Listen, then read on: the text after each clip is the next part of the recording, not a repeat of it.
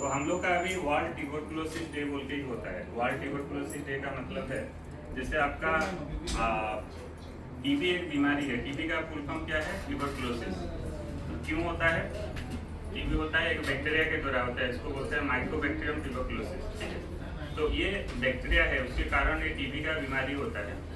और world tuberculosis day के हिसाब से मैं ये थोड़ा 5 मिनट का आप सबको अवेयरनेस करेंगे, जिसमें हमको पता चलेगा कि ये एक इम्पोर्टेंट कारण है जिसके कारण आपका कंसीव होने में दिक्कत हो रहा है। और मैंने देखा है 30% जो इनफर्टिलिटी जो होता है, 10 लोगों से 3 लोगों का जो बच्चा नहीं होता है टीबी के कारण होता है, लेकिन उनको पता नहीं होता है। तो जो ये टीबी का बीमारी है उसको हम आज जानेंगे कैसे उसको पता लगेगा कि आपका टीबी है। टीबी कैसे उसका डायग्नोसिस करेंगे, मतलब कौन सा टेस्ट करने से पता चलेगा, उसका ट्रीटमेंट क्या है, और कैसे आपका अगर टीबी है उसमें कैसे जल्दी आपका कंसीव हो सकता है, जिसको हम जेनिटल ट्यूबरकुलोसिस बोलते हैं। तो जिन लोगों का टीबी बीमारी होता है, मैंने देखा है उनका ट्यूब खराब हो जाता है। जिनका जो बच्चेदानी में दोनों साइड में जो ट्यूब रहता है ना, उसमें जो अंडा के बच्चेदानी में आता है, दोनों ट्यूब को डैमेज कर देता है। अगर ट्यूब डैमेज हो गया तो अंडा आ नहीं पाएगा, बच्चा कैसे होगा? वो एक कारण है। उन लोगों का एग क्वालिटी खराब हो जाता है जिसका ट्यूब होता है, उसका बच्चेदानी का जो लाइनिंग है वो खराब कर देता है। तो वही सब बीमारी। लेकिन आप लोग का बोल होगा कि टीबी होगा, लेकिन आपको ये पता नहीं होगा कि आपका टीबी है। तो इसलिए मैं आज सबको 2 मिनट में बस समझाऊंगा। तो पहले आपको टीबी है बोल के कैसे पता चलेगा? तो उसके लिए पहला जो सिम्टम है, वैसे आपको जैसे पल्मोनरी मेडिसिन बोलते हैं, टीबी चेस्ट के डॉक्टर जो होते हैं, उन्हें छाती में जिन लोगों का बार बार खांसी होता है, उनको हम सस्पेक्ट करते हैं उसका कोई टीबी का बीमारी है, उसका टेस्ट करते हैं। उसके लिए मॉन्टॉक्स टेस्ट होता है। मॉन्टॉक्स टेस्ट से पता चल जाता है, स्किन में टेस्ट करते देखते हैं ना, उसमें पता चलता है कि टीबी है बोल के। जैसे हम लोग का उससे भी एडवांस टेस्ट है, सीबी नेट है, बहुत सारे एडवांस टेस्ट है, उसमें पता चलता है कि टीबी है बोल के। जैसे इनफर्टिलिटी अगर टीबी के कारण हो रहा है, उसको कैसे पता चलेगा? उसके लिए हम लोग के पास बहुत सारे एडवांस जो इन्वेस्टिगेशन का टूल्स है। जैसे हम एक HSG करते हैं, एक एक्सरे करते हैं। इससे करके पता चलेगा कि दोनों ट्यूब में कोई प्रॉब्लम है क्या, टीबी का कोई सिम्टम है क्या, वो HSG से ही पता चल जाता है। वो लोग का अल्ट्रासाउंड करके भी हम देखते हैं ट्यूब ठीक है कि नहीं, लाइनिंग कैसा, अल्ट्रासाउंड से पता चलता है। वो लोग का हमने लाप्रोस्कोपी, दूरबीन का ऑपरेशन करते हैं। दूरबीन मतलब छोटा होल करके हम देख लेते हैं अंदर कोई दिक्कत है कि नहीं। तो ये आपका पता चल जाता है। और उसके बाद जिसका टीबी पता चल गया, उसका ट्रीटमेंट क्या है? ट्रीटमेंट आपको 6 महीने का दवाई खाना पड़ता है। 6 महीने का टीबी का जो दवाई आता है वो गवर्नमेंट में फ्री में अवेलेबल है। जिसको अगर डायग्नोसिस हो जाता है तो आप 6 महीने का दवाई गवर्नमेंट हॉस्पिटल से आप फ्री में खा सकते हैं, उसका कोई चार्जेस भी नहीं होता है। जिन लोग का 6 महीने का लेकिन कंप्लीट कोर्स खाना रहता है। तो ये आपका अवेयरनेस है। जिन लोग का अर्ली स्टेज में पता चल गया, जल्दी पता चल गया, टीबी का 6 महीना दवाई खा लेंगे तो आपका ट्रीटमेंट हो जाएगा, तो कोई आगे का दिक्कत नहीं है। लेकिन जिन लोग का थोड़ा बहुत लेट हो गया, डायग्नोसिस नहीं हुआ है, जिन लोग का ट्यूब पूरा डैमेज हो गया है, हम लोग लैप्रोस्कोपी करके मैं देखता हूँ कि अंदर कैसा है ट्यूब का कंडीशन, पूरा डैमेज हो गया है। उसमें क्या होता है, उनको हमें एडवांस ट्रीटमेंट करना पड़ता है। अगर ट्यूब डैमेज हो गया तो उसको हम टेस्ट ट्यूब बेबी जो IVF जो है उसमें हम उनका बच्चा कर सकते हैं। जिसमें हम क्या करेंगे कि ट्यूब को हम बाईपास कर लेंगे, ट्यूब का जरूरत ही नहीं। तो उसमें हम क्या करते हैं, जैसे आपका जो IVF वो टेस्ट ट्यूब बेबी का मैं आपको समझाने के लिए बोल रहा हूँ। IVF टेस्ट ट्यूब का उसका जो एडवांस ट्रीटमेंट है ICSI बोलते हैं, ICSI मैं यहाँ पे करता हूँ, इंट्रासाइटोप्लाज्मिक स्पर्म इंजेक्शन जिसको बोलते हैं, जो IVF से भी उसका एडवांस ट्रीटमेंट है वो यहाँ पे होता है। उसमें हम क्या करते हैं, जैसे हस्बैंड का स्पर्म को सैंपल देते हैं और वाइफ का एग बढ़ाने के लिए 10 इंजेक्शन देते हैं, जिसमें सारा एग बन जाता है। उसको हम अल्ट्रासाउंड गाइडेंस में OPU बोलते हैं, एक साथ निकाल देते हैं, एनेस्थीसिया में कोई फेल नहीं होता। वो जो एग है उसको स्पर्म को मिला के बच्चा तैयार करते हैं। उसको क्या करते हैं, स्पर्म को डायरेक्ट एग में इंजेक्ट कर देता हूँ यहाँ पे, जिसमें आपका क्या होता है, आपका बच्चा, उसको हम एम्ब्रियो बोलते हैं, उसको बच्चा तैयार हो गया। बच्चा तैयार होने के बाद उसको हम बढ़ाते हैं, उसको इंक्यूबेटर में बढ़ाते हैं। 5 दिन जैसे बच्चा हो गया उसको ब्लास्टोसिस बोलते हैं। उसको हम फ्रीज करके रख पाएंगे, उसको बोलते हैं एम्ब्रियो फ्रीजिंग। एम्ब्रियो फ्रीजिंग का मतलब क्या है, आप उसको बच्चे को जितना दिन चाहिए आपको रख सकते हैं। मतलब हम लोग का जैसे IVF में पहले चांस में मैक्सिमम लोग का सक्सेस हो जाता है। अगर इनकेस कुछ लोग का अगर नहीं हो पाया तो आपको एक्स्ट्रा एम्ब्रियो अगर हम फ्रीज करके रख देंगे, उसको क्या होगा, आपका बैकअप के हिसाब से रहेगा। तो फर्स्ट टाइम मैक्सिमम लोगों का हो गया, अगर नहीं हो पाया तो उसमें क्या होगा, एक्स्ट्रा एम्ब्रियो आपको हम रख ले। से आपके हाथ में पैसा नहीं है लेकिन बैंक में सेविंग है, वो साहस लगता है कि नहीं, हमें तो सब बैंक में तो मेरा सेविंग है, वैसे क्या करते हैं, एक्स्ट्रा एम्ब्रियो बना के हम फ्रीज कर देते हैं। इसमें क्या होगा, मैक्सिमम लोग का पहले चांस हो जाता है, नहीं होता तो एक्स्ट्रा एम्ब्रियो बनेगा तो नेक्स्ट टाइम आपके लिए बैकअप के हिसाब से रहेगा। तो इसमें एडवांटेज क्या है, डायरेक्ट बच्चे को लेके हम बच्चेदानी को उसको छोड़ देते हैं, वो कंसीव हो जाता है और नॉर्मल डिलीवरी जैसे करते हैं या सीजरियन जैसा भी हुआ 9 महीने के बाद डिलीवरी करते हैं।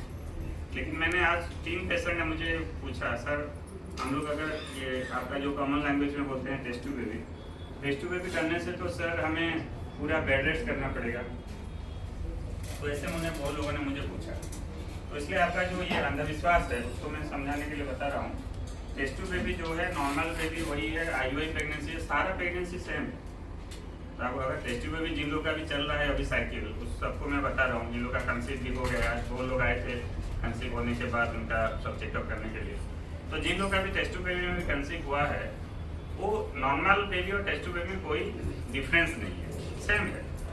पूरा आपको चलना फिरना जैसे कर रहे हैं, खाना पीना जो कर रहे हैं, नहाना, तो सब कुछ everything you can do, test tube baby में आप सब कर सकते हैं। लेकिन आपको थोड़ा हेवी वर्कलोड नहीं करना है। वो लोगों में बोलता हूँ ज़्यादा दूर ट्रैवल ना कीजिए, ज़्यादा खाने पीने में कुछ मैं बताता हूँ परहेज करने के लिए। आपको ज़्यादा एडजस्टमेंट नहीं हो, पेट में ज़्यादा प्रेशर ना हो, इतना थोड़ा प्रिकॉशन लेना चाहिए। ऐसा नहीं कि पूरा सो के रहेंगे। ये लोग पूरा सो के रहते हैं 9 महीने, मेरा तो टेस्ट ट्यूब बेबी में 9 महीने तक मैं बेड से नहीं उठूंगी। ये लोग ऐसा बोलते हैं, उसका सक्सेस कम होता है। तो आपको नॉर्मल पैदल चलना है, जो करना है घर में, और जो जॉब कर रहे हैं, जो कुकिंग कर रहे हैं, सब कुछ कर सकते हैं। इसलिए आप ऐसा नहीं सोचेंगे तो मैं टेस्ट ट्यूब किया हूँ, मैं तो सबको पूरा सो के रहता है। ये वो लोग का मैंने देखा है। और सेकेंड थिंग और एक मैं आप सबको समझाना चाहता हूँ।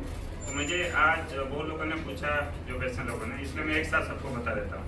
सर अल्ट्रासाउंड कितना बार ज़रूरत पड़ता है, हम लोग अगर टेस्ट ट्यूब बेबी कर रहे हैं या IUI कर रहे हैं, या अल्ट्रासाउंड कितना बार ज़रूरत पड़ता है? तो ये सबको मैं समझा रहा हूँ। नॉर्मल प्रेगनेंसी में मिनिमम 4 बार अल्ट्रासाउंड करना पड़ता है। मैक्सिमम आप 100 बार करेंगे तो कुछ प्रॉब्लम नहीं है। अल्ट्रासाउंड का कोई साइड इफेक्ट नहीं है। क्या नहीं करना चाहिए, एक्सरे नहीं करना चाहिए। प्रेगनेंसी हो तो एक्सरे नहीं कीजिएगा, लेकिन अल्ट्रासाउंड 100 बार करने से भी कोई दिक्कत नहीं है। तो लेकिन मिनिमम 4 बार करना पड़ेगा। 4 बार, जैसे पहले 1.5 महीने बच्चा हुआ, कंसीव होने के बाद 1 बार करेंगे, इसमें डिलीवरी का डेट पता चलता है। फिर बच्चा जब 3 महीने का हो जाए एंटी स्कैन करते हैं, और जब बच्चा 5 महीने का हो जाए उसको एनोमली स्कैन बोलते हैं, टीका स्कैन व लेवल 2 स्कैन बोलते हैं। और बच्चा जब 7 महीने या 8 महीने हो जाए ग्रोथ स्कैन बोलते हैं। ये 4 आपको अल्ट्रासाउंड नॉर्मली करना पड़ता है। तो this is awareness for all of you. और ऐसे आज जैसे ट्यूबरकुलोसिस डे हम लोग सब सेलिब्रेट करते हैं, इसलिए आपको अवेयरनेस किया। और ऐसा नहीं समझ, जिन लोग का TB सस्पेक्ट है तो इमीडिएटली आपको डायग्नोसिस करना चाहिए। जिसमें अर्ली डायग्नोसिस होगा तो आपका सबका नेचुरली हो सकता है।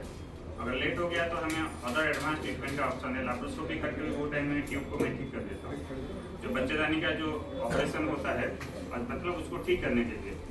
और आपको मैंने बहुत जगह मैंने देखा है, आपका जो ये करते हैं, जैसे आपका ट्यूब को ठीक करने के लिए जो ऑपरेशन भी करते हैं। और ये अच्छा चीज़ है, आपका जो गवर्नमेंट का जो स्कीम हो रहा है ना, जो आपका बीजू स्वास्थ्य जो है, आपका भी आयुष्मान आ रहा है, आयुष्मान योजना, उसमें वो कार्ड में वो ऑपरेशन फ्री में होता है। तो वो सब आप जितना भी वो कार्ड होल्डर है, दैट यू कैन डू, जिनका इंश्योरेंस है उसमें भी आप कर सकते हैं। तो ये सब आपको पता रहना चाहिए। तो दैट ये ऑपरेशन आपको जितना भी है, कार्ड होल्डर, ये सब हम उसमें कर सकते हैं।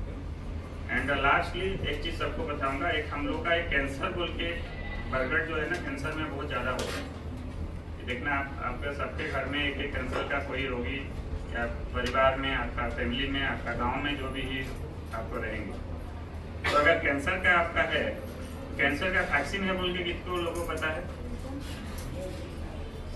मैं हर समय अवेयरनेस करता हूँ। मेरा जो आपका एक सोशल मीडिया तो आजकल बहुत चल रहा है ना, सोशल मीडिया में हर टाइम मैं अवेयरनेस करता हूँ। जो यूट्यूब हो गया, तो आपको कितने लोग को पता है कि कैंसर का वैक्सीन है बोल के?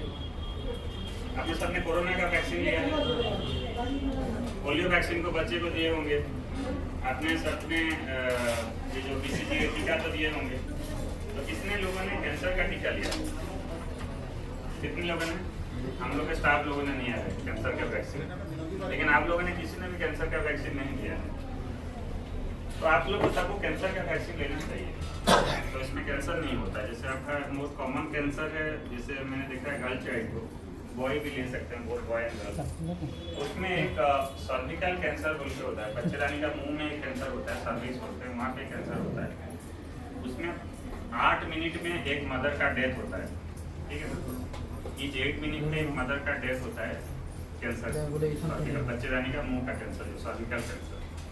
लेकिन उसको एक टीका देंगे तो उसको प्रिवेंट कर सकते हैं। जिन लोगों का सर्विकल कैंसर हुआ है उसको पूछेंगे, इतना सीवियर है वो बच्चेदानी का तो बड़ा ऑपरेशन होता है, उसके बाद आपका केमो रेडिएशन लाइट पड़ेगा, उसके साथ भी अगर स्टेज 4 में आएंगे तो बहुत कम दिन में उनका डेथ हो जाता है।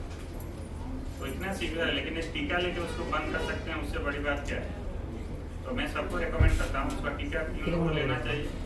जिन लोग का एज 9 साल से, जो बच्ची या बच्चा मैंने बॉय और गर्ल 9 साल से 14 साल का है तो उसको 2 डोज लगता है आज के लिए। एक टीटी जैसे लेते हैं ना, वहाँ से लगाइए, फिर 6 महीने के बाद और एक लगाइए। जिसका उम्र 15 साल से ज़्यादा हो गया है और 45 साल से कम है, उनको 3 डोज लेना पड़ता है। आज लेंगे, 2 महीने के बाद लेंगे और एक 6 महीने के बाद लेंगे। और मैंने देखा है जिन लोगों का मेनली मदर मेरे पास आते हैं जिनको बार बार इन्फेक्शन हो रहा है, वो लोग मेरे पास आते बोलते सर मेरा बार बार इन्फेक्शन हो रहा है, वाइट डिस्चार्ज हो रहा है, तो उनका सर्विकल कैंसर होने का ज़्यादा चांस है। वो लोग तो जैसे ही वो लेना चाहिए, डिलीवरी के बाद भी ले सकते हैं। तो this is recommended for you. और आप सबको एक एम्बेसडर के हिसाब से काम करना है। एम्बेसडर का मतलब आप जैसे 100 लोग हैं अभी, वो पता चल गया कि आप सर्वी का एक कैंसर वैक्सीन है बोलिए, लेकिन आप जाके आपका फैमिली में, आपका परिवार में, आपका गांव में सबको बताना है कैंसर का वैक्सीन है। और यहाँ पे हम रेगुलरली देते हैं, हर दिन हम कैंसर वैक्सीन देते हैं, वैक्सीनेशन सेंटर है। तो आप सबको वैक्सीन लेना चाहिए। और आप जितना लोग को बताएंगे उतना लोगों का आप लाइफ सेव कर रहे हैं। अगर आप you are loving your sister, you are loving your brother, आपको उतना, आप जैसे बच्चे को आप जाके क्या खिलौना खरीद देते हैं, बारबी खरीद देते हैं, उससे ज़्यादा वैक्सीन दे दीजिए। उसमें पता चलेगा कि आप अपना भाई या बहन को इतना प्यार करते हैं या अपना बच्चे को इतना प्यार करते हैं। तो that is the message for everyone. And हम लोग का जैसे आउटडोर हम चलेगा अभी, और ये पूरा कंप्लीट इवैल्यूएशन होता है। इनिशियली आपका टेस्ट होगा, फिर आपका डाइट काउंसलिंग होगा, जो लोगों का आपका अल्ट्रासाउंड होता है, फिर काउंसलिंग। कुछ कुछ लोगों का बहुत लंबा ट्रीटमेंट, लंबा काउंसलिंग होता है। जैसे कुछ लोग बहुत जगह से फेलियर होकर आते हैं यहाँ पे, तो उनको थोड़ा एक पेशेंट को आधा घंटा भी लगता है पूरा कंप्लीट इवैल्यूएशन करने के लिए। तो आपको सच रख के रखना है। मैं शाम तक कहीं नहीं जाऊँगा, मैं यहाँ पे रात तक भी हूँ तो यहाँ पे रहूँगा, लेकिन आपको सच रख के आराम से पूरा स्मूथली जैसे कंप्लीट ट्रीटमेंट होगा। मैं चाहूँ तो आपको आधा घंटे में सबको देख सकता हूँ, बड़ी बात मेडिसिन लेके आधा घंटा में छोड़ सकता हूँ, लेकिन इसमें आपका कंप्लीट ट्रीटमेंट नहीं होगा। उसमें कंप्लीट ट्रीटमेंट के लिए टोटल इवैल्यूएशन करना पड़ता है, पहले क्या ट्रीटमेंट है, अभी क्या है, बाकी इवैल्यूएशन होगा, टेस्ट होगा, अल्ट्रासाउंड, इसलिए थोड़ा टाइम लगता है। आराम से आप रहिए, कोई दिक्कत नहीं, जिससे आपका कंप्लीट ट्रीटमेंट हो पाएगा। कोई और डाउट पूछना चाहते हैं? बहुत टाइम में क्या होता है ना, एक टाइम में बहुत सारे मैक्सिमम लोग को मैं एड्रेस नहीं कर पाता, इसलिए ग्रुप में कर देता हूँ। वो लोग कुछ मन में डाउट रहता है, लेकिन एक टाइम में पूछ नहीं पाते हैं। तो इसलिए forum, so that everyone can ask their questions. ठीक है, चलो स्टार्ट आवर।